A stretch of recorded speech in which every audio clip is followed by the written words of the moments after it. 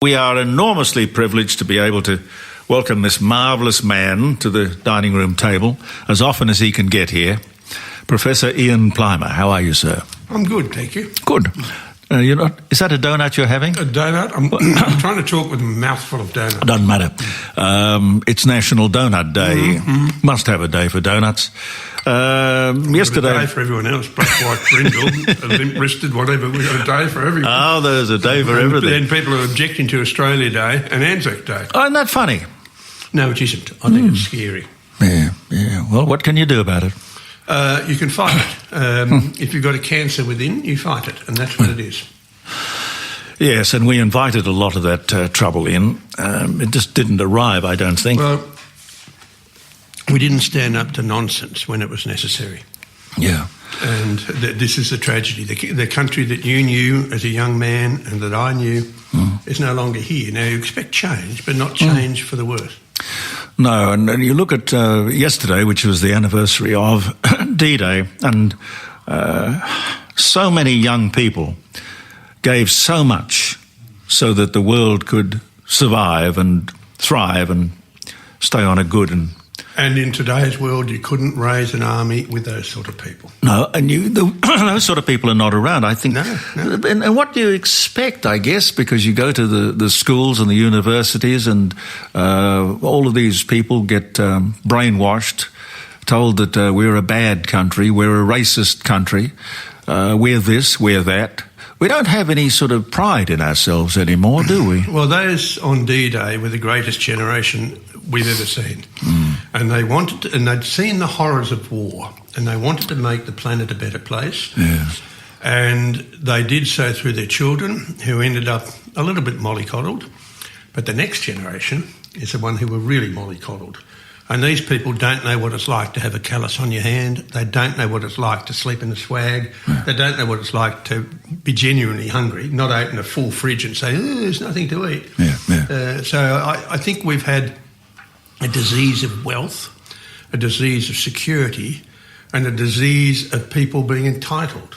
Yes. Whereas the greatest generation were not like that. No. They used words like duty, loyalty, and trust. These words wouldn't have just come to mind, though. They would have been in the culture of the day, would they not? It was the culture of the day. And in that war, it wasn't so much fighting for king and country, but in the First World War, it certainly was. Yeah. So you can only admire these people, and there's only a few of them left. You can only admire the sacrifices they made. Yeah.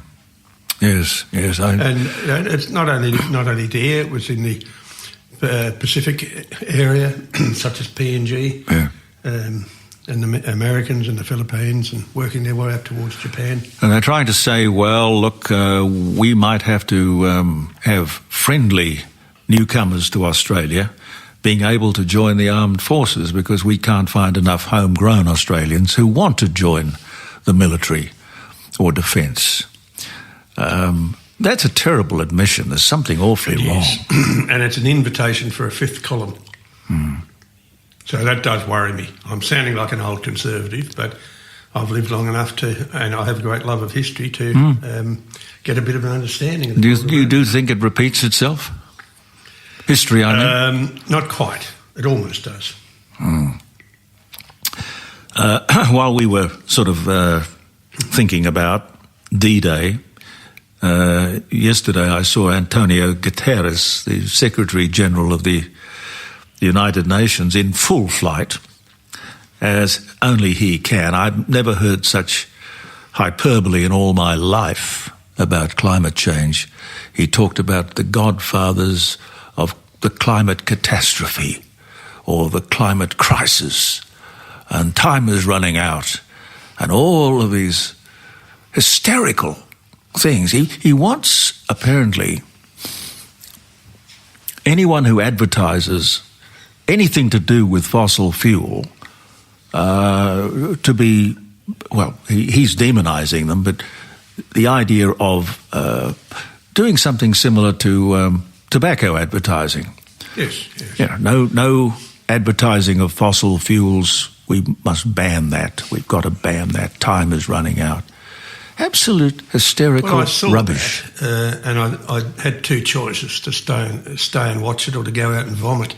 And I don't blame you. Decided to watch it, and it is hysteria. He has the media captured. There is no evidence whatsoever for what he's saying, and in fact, something to the contrary. I read something this morning that came from the Global Warming Policy Foundation in London, and they were citing a paper that was released yesterday where people had studied hurricanes, had studied warming events, had studied droughts. Yeah. And in all cases, be it forest fires or warming or droughts, you've actually had a decrease over time. Now, what we've been able to do is to dumb down the education system where people don't see that they have to look at the past to understand the present. And now we have emotion at the same level as evidence, and that's what he was preying on. He was preying on the emotion of people who have pretty bland lives, and they need something to have connections about. So it's a religion more than anything else. Yes. Yeah, the strange thing is that he wasn't questioned. He was just allowed to rattle on, make the statement as if it is absolutely gospel, and never questioned on why, or how do you know this, or yes, where's the evidence? Simple question, show me the evidence. And this is the problem with the media, that they see this as sensation, and that sells. Now, I did notice yesterday in Canberra, it might have been the day before, the leader of the Greens was vigorously questioned by journalists. First time ever. First time ever. So they can do it. They know how to do it. That's their job. And I suspect that many journalists are really activists, that they have no interest whatsoever in bringing a story, placing the facts in front of the reader or the viewer or the listener. They want to intertwine their activism in with an event. Yeah. I get the feeling there's a narrative and nobody wants to rock that boat. This is what we are going to convince people is fact, and we're not going to do anything that'll disturb this narrative. No, that's quite correct. And I experience that myself. I'm loved and hated. And in circles where people are of the same view, they say, stick with it. I go out into rural areas and they say, look, thank you for being our voice.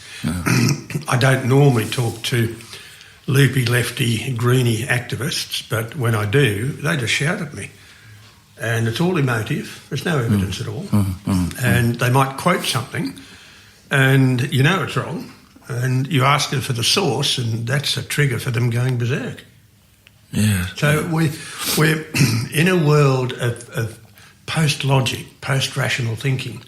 And I think that's partly related to the dumbing down of the education system over the last 40 or 50 years. Yeah. Now, another aspect of this whole United Nations thing, which amazes me, that we as a nation, we pay something like, it's almost $100 million a year, our dues, and we're not everybody pays his dues, apparently, to belong to the United Nations. No, exactly. There are a few who run up the bills over the years. But we pay up. Why would you pay to belong to that irrelevant bureaucracy? Well, I think the money would be better spent going into public housing. Well, why not? What do we get out of the United Nations? What do we get? We get pain. We get lectured. We run up our costs. We have people finger-wagging at us. Yeah. And we get politicians want to get in the herd.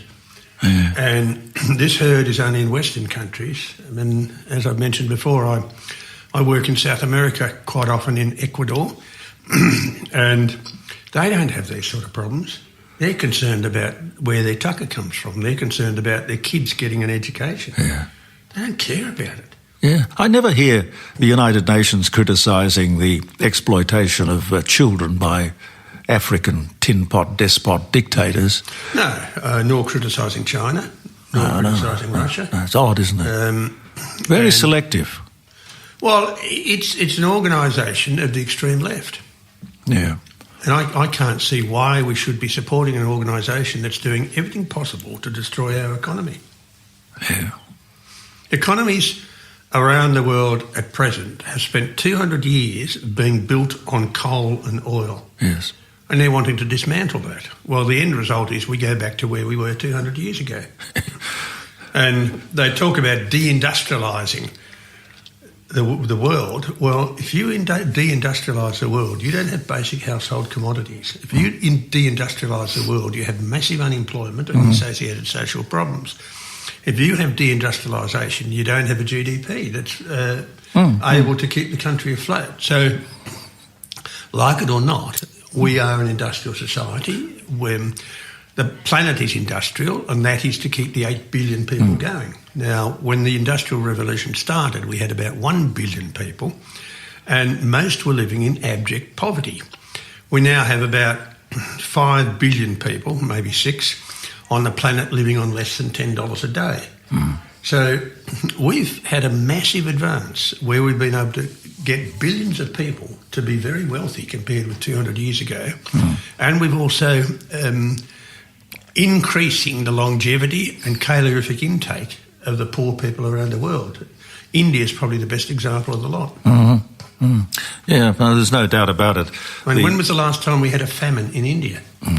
And I can remember as a child, you'd have famines regularly in India. You don't now. No. Why? Because they're an industrial country. They've got a democracy which sort of works and lurches along, but their GDP is increased, and the average person now has money for food. Yeah.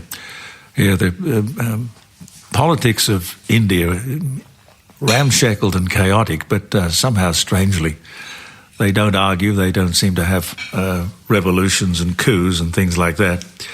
Did you see the stuff about the last 12 months? May was the hottest May on record, and it was the 12th month of record hot months. Now, journalists could have said, well, just explain, how would that be when we've just come through a very, very mild summer? We didn't have a hot summer. All. We didn't have days at 45 or 46. No.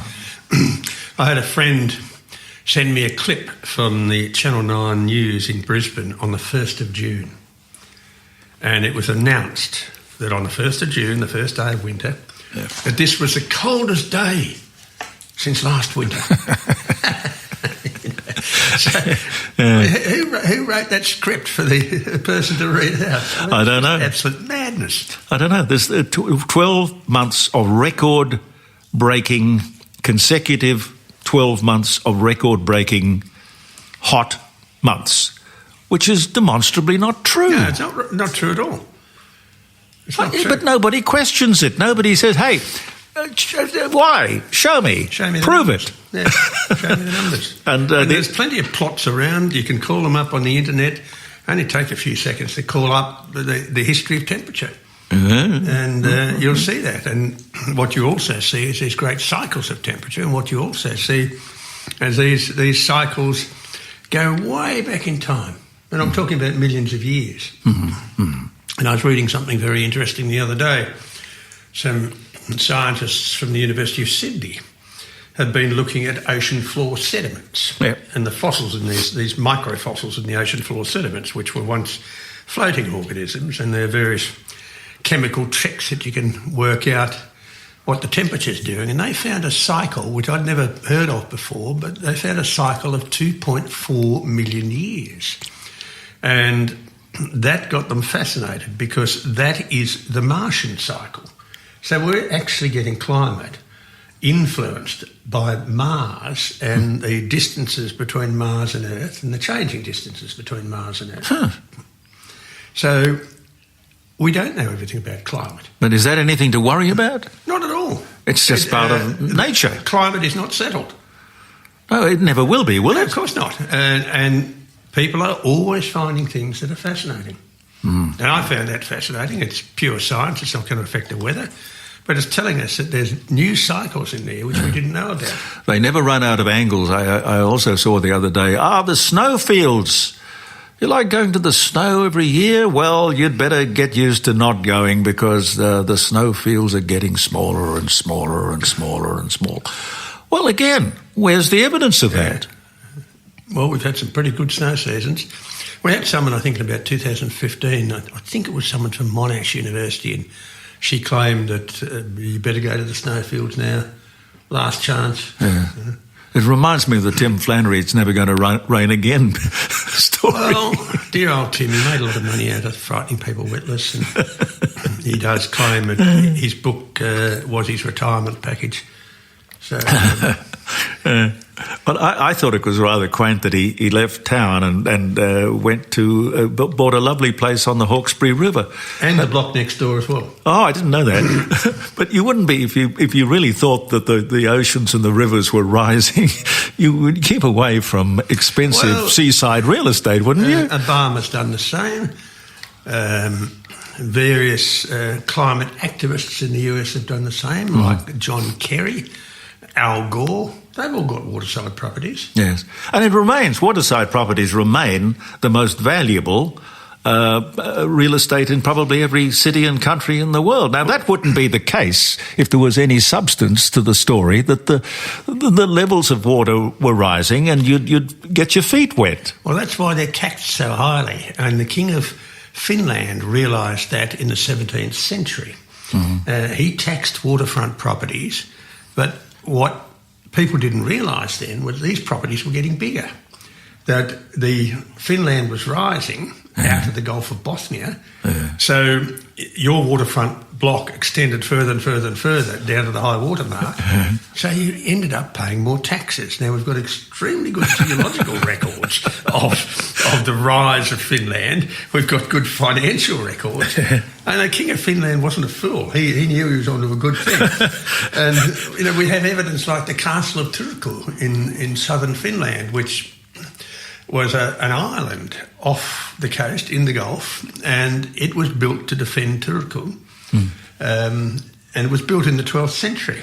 Well, I've been to that castle, and it wasn't by boat. I walked there because the land has lifted up. And so we've got beaches in northern Norway that are 230 metres above sea level, where the land has lifted up. So if you're really going to talk about sea level, you've got to talk about land level as well. And land level rises as quick as sea level does.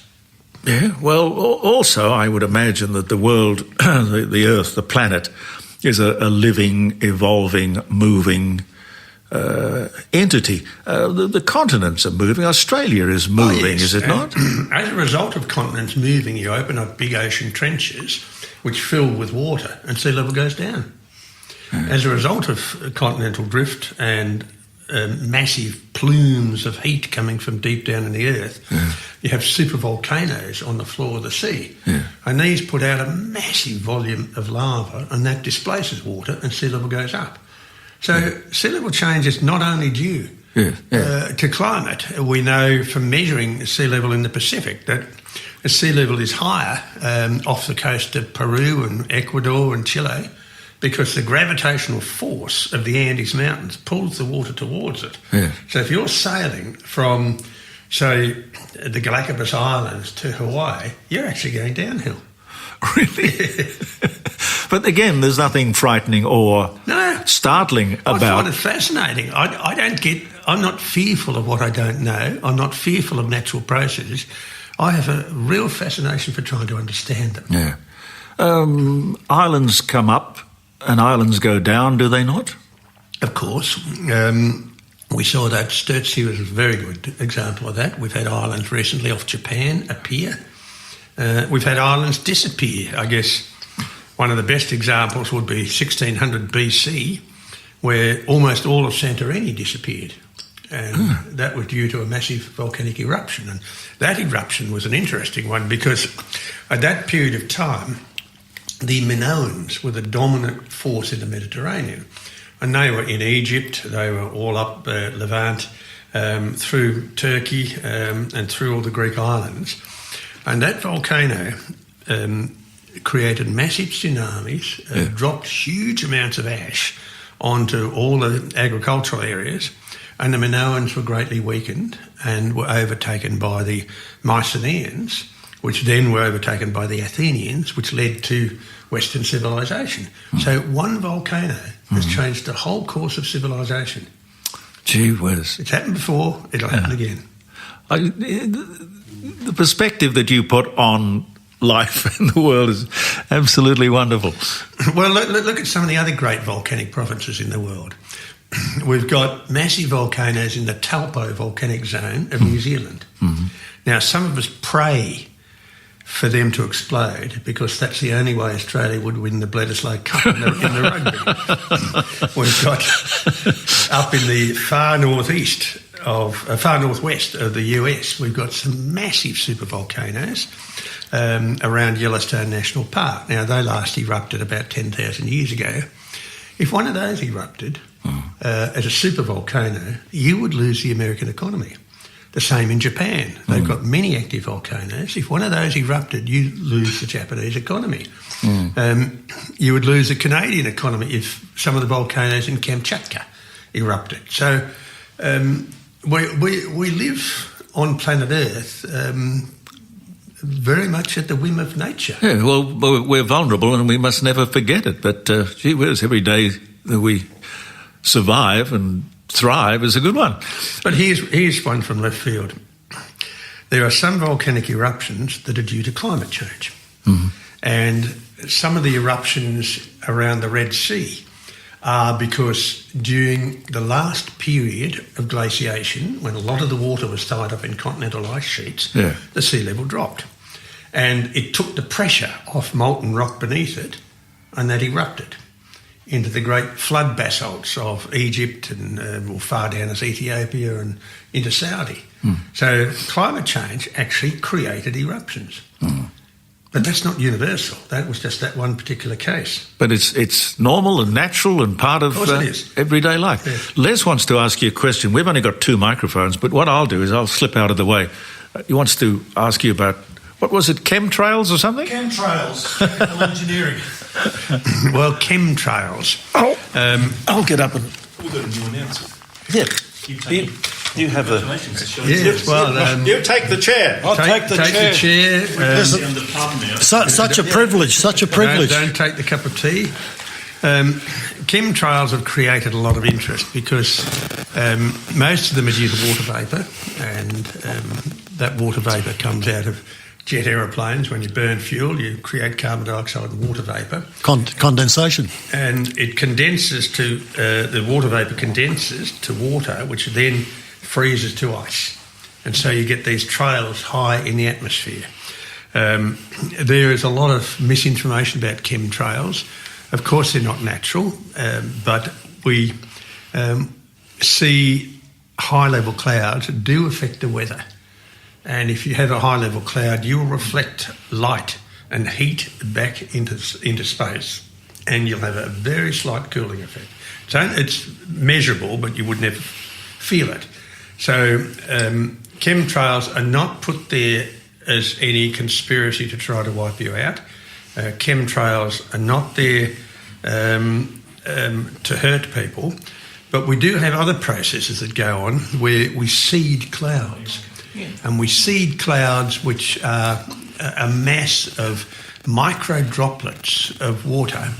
And if you can get those droplets to nucleate into a bigger droplet, then it will fall as rain. And so we had a program in Australia by the CSIRO that went on for about 50 years, seeding clouds with silver iodide. And sometimes it was successful. If you had a dirty big cloud, a cumulus cloud, you could actually get it to precipitate water, but not always. And there's stories going around that these great floods that they had in Saudi Arabia recently were due to seeding of clouds. Now, I've been to Saudi 11 times and worked there, and they do have torrential rain. You will get 6 inches in a couple of hours. It is absolutely phenomenal, the rainfall they get. But these are very rare events. They happen once every 20 years. And there's no relationship at all between seeding and those events. So chemtrails, I mean, we see them here in Adelaide. We see the trails, the flights coming across from Perth and from Singapore and from Malaysia. They fly right over us, and we can see those trails. Yeah. Sometimes you don't. It just depends upon the temperature of the air and the humidity of the air at altitude. What I'm specifically talking about, Professor, I saw a piece from a gentleman who represented the British Met Office, and he conceded that they are chemically engineering the atmosphere. Now, there's two parts of that. One is the stratosphere, and they're claiming that what they're doing is they're putting materials into the stratosphere to reflect heat away from the Earth. And I think, look, that's potentially plausible. The other issue they talked about was putting barium and aluminium into cumulus clouds, again to reflect heat away from the Earth. And the barium and the aluminium potentially was to mimic volcanic eruptions, because when there is a volcanic eruption, the heavier density atmosphere will prevent light coming through. As we know, in volcanic eruptions, things go darker, light is blocked, heat is blocked. And again, that sounds sort of plausible, so I'm seeking yes. There's a lot of research going into this, and I don't think it's a very healthy area of research. It doesn't benefit mankind in actually trying to modify the atmosphere. But there's one thing they don't calculate, and that is the sheer volume of material you need to put into the stratosphere. It is just out of the world, the amount of material you've got to put in to change temperature and to reflect light and heat. Well, given the size of the sun versus the size of the Earth, you need an enormous saucer, if you like, to block. Now, a supervolcano will do this. We know from other volcanoes, such as the 1815 eruption of Tambora in Indonesia, that was known in Europe as the year without the summer. And this is when Byron and Shelley were camped together and wrote awful, scary stories and dark poems. So we know that volcanic ash will do that after the 1991 Pinatubo eruption. We filled the atmosphere, and that wasn't a big eruption, but filled it with dust. And we had 2 years of cooling. What we don't know, and this is a big weakness in all the climate change models and arguments, is we don't know what clouds do. And when you look at satellite pictures of the planet, there is a lot of cloud there. And they reflect heat and light, but they also operate as an air conditioner, that you will get evaporation, which requires heat, and you'll get precipitation of rain or snow, which gives out heat. And we also get radiation that is reflected back from the clouds, and radiation coming from the Earth is reflected back down. So we really don't know how clouds behave, and this is why all the climate models fall apart. But essentially then, Professor, what you're confirming is that we are, to some extent, and there may be variations in various countries, that there is chemical engineering off the atmosphere. Oh, people are thinking of that, but if for example, in the US, you want to pump material into the atmosphere, it's not going to affect the US, because that's going to shift around the planet, and you've just got to put a massive volume. Now, the best example of that was fairly recently with this Tongan eruption, which put water, it was a submarine eruption, it put water into the atmosphere. Now, most volcanic eruptions will push particulate matter up to about 25, 28 kilometres in the atmosphere. But in Tonga, it went up to nearly 60 kilometres in the atmosphere. So it got out of the troposphere into the stratosphere, and we put about 15% of the stratosphere's volume as water. And this is why we've had heavy rain bombs around the world for the last couple of years, because we filled the stratosphere with water from the volcanic eruption. Now, the sheer volume of that water and the cost of getting it up there makes it prohibitive. But if you have a natural process like an eruption, you can do it. Yeah. And so would you say that what the Met Office said, putting barium and aluminium into cumulus clouds, does happen?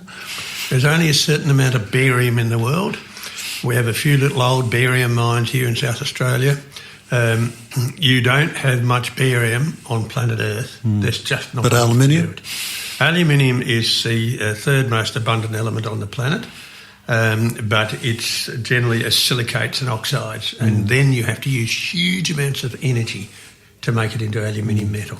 How would you get it up there? Well, that's your cost. You'd have to take it up by some rocket system, and that's your cost. It's prohibitive in cost, and it's prohibitive with the amount of commodity you need to get up there. And the cost benefit? Well, I don't think there's any benefit. I think it's only Why do cost.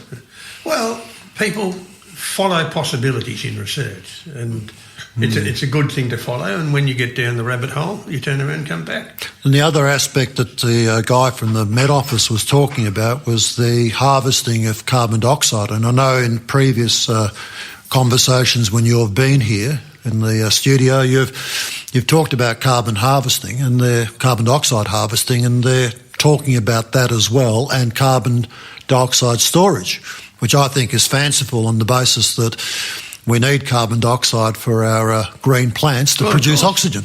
Why harvest it? Why store it? Why not, instead of hugging plants, why not feed them? Yeah. Pretty simple. So we're essentially meddling with nature, aren't we? I think it's dangerous. All right. Yeah. Professor, thank you very much. I'll hand back to Jeremy. Thank you, Les. Thank you. You'd be pleased to hear that they're not going to store or try to store carbon dioxide in the Great Artesian Basin. Well, I was very pleased. I put in a submission to the Queensland Government. Yep. I put in a submission to the federal government. I published an article in The Spectator on it. I did a piece on The Outsiders on Sky TV on it. Why do they even consider doing it? Well, some people have got to do things to have their monthly paycheck. But don't do things that are destructive and silly and dangerous. Poor old Glencore were forced into doing it by the government policies. So it was hit on the head very hard. As I think I mentioned here before, there's a potential of a mass gas explosion from it, and converting the artesian water into acid water, from alkaline to acid water, which then dissolves the lead and the cadmium and arsenic from the sediments, and that comes out as bore water. So it's not a very smart thing to do. No. But in effect, we're getting government directives to get rid of this gas of life, carbon dioxide. The gas of life. Plant food. It is indeed. I love you dearly, Professor. Thank you so much for coming. Thank you for having me. Look after yourself. We will. Isn't he great? Professor Ian Plimer.